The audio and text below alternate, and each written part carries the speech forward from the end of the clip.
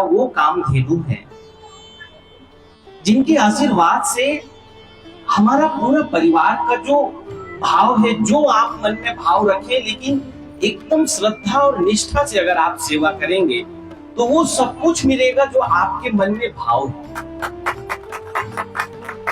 कई बार जरूरी नहीं है हम हर बार अर्थ को लेकर के या कुछ बहुत, वो कामधेनु है जिनके आशीर्वाद से हमारा पूरा परिवार का जो भाव है, जो आप मन में भाव रखें, लेकिन एकदम श्रद्धा और निष्ठा से अगर आप सेवा करेंगे तो वो सब कुछ मिलेगा जो आपके मन में भाव है।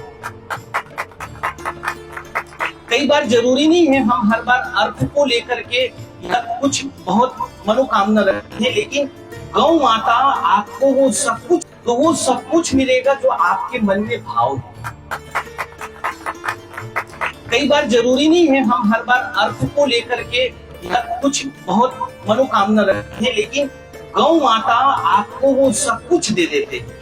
अगर आप सोचो ना कि गौ माता के कारण अगर आपके घर में दूध, दही, छाछ, घी, पनीर आप लोग खाते हैं और आपके घर में किसी को कोई बड़ी बीमारी नहीं होती है, कैंसर नहीं होता है, तो अब आप सोचो आपका परिवार कितना बड़ा सुखी परिवार होगा। आज गौ माता की सेवा लोगों ने धीरे धीरे या तो कम किया है या तो छोड़ दिया है। गौ माता की सेवा आप ये समझ लीजिए कि आपके जीवन के लिए वो वरदान है। आप जैसे भी एक बात हो रही थी कि आप लोग जो मंदिर जाते हैं पूजा के लिए, वो अगर पूजा के लिए आप गौ माता के दरबार में आते हैं तो वो पूजा जरूर आपकी सफल होगी, क्योंकि आप ये समझ लीजिए कि 33 करोड़ देवी देवताओं का वास वास्तव में गौ माता के पास में ही है। और वो गौ माता अगर आपको आशीर्वाद देंगे तो आप ये समझ लीजिए कि आपका जीवन निश्चित रूप से सफल होगा। एक छोटा सी बात बता करके मैं अपनी वाणी को विराम देता हूँ। एक बहुत बड़े ज्योतिष थे, उन्होंने एक बड़े एकदम जीवंत घटना है, हाँ, तो उन्होंने ज्योतिष देख के बताया कि तुम्हारी जीवन की रेखा पूरी टूट गई है और थोड़ा ही दिनों में तुम्हारी मृत्यु हो जाएगी।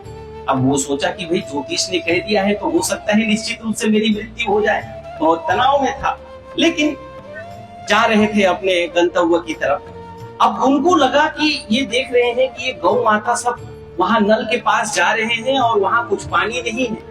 वो रुक करके, हमारे गुरुजी ये कथा सुनाते थे कि एकदम ये सत्य घटना है। कोटा राजस्थान का वो ईसाई था, बड़ा बाद में टीआई पुलिस बने वो, तो वो रुक करके बहुत देर तक भरी दोपहरी में गौ माता को पानी पिलाते रहे, बहुत देर तक। और सब गौ माता पूरे जब पानी पी लिए उसके बाद में फिर वो निकलते हैं।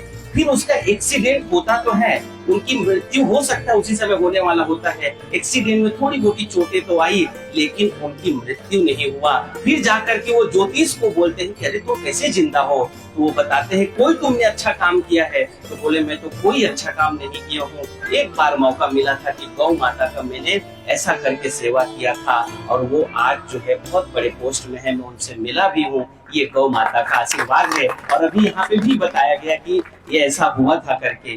तो आप ये समझ लीजिए कि ये गौ माता का आशीर्वाद हमारे जीवन का वो सब कुछ हमारे जीवन में दे देंगे जो गौ माता से हम चाहेंगे, लेकिन सेवा करनी पड़ेगी। अगर आप अपने घर में सेवा नहीं कर सकते हो तो ऐसी गौशाला में जाकर के सेवा करें, लेकिन जिस तरह से हो सके अपना एक संकल्प लेकर के, जैसे हम अपने बेटों की चिंता करते हैं, बेटियों की चिंता करते हैं, उनके घर परिवार के सारे अपने बच्चों की जिस तरह से चिंता करते हैं, एक गौ माता की अगर आप हम सब चिंता और चिंतन करके अगर उनके लिए जो व्यवस्था करेंगे, आपका घर कभी भी कोई बड़ी बीमारी नहीं आएगी और आपके घर की सारी मनोकामना पूर्ण होगी। ऐसी जो है कामधेनु है ये गौ माता।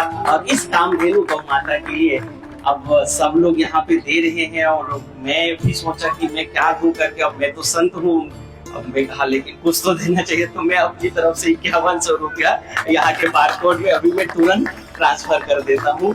बाकी वैसे तो यहाँ आप सब लोग सेवा के भाव में हैं और मैं गौ माता की सेवा के लिए हमेशा समर्पित हूँ। मेरा जीवन समर्पित रहे, इसी भावना के साथ आप सबके बीच आकर के मुझे बड़ी प्रसन्नता हुई। इस कार्यक्रम के आयोजन में जिन लोगों ने सहयोग दिया है उन सबका बहुत बहुत आभार। आप सब लोग बैठ करके कथा का लाभ लिए, समिति के सभी सदस्यों का बहुत बहुत आभार।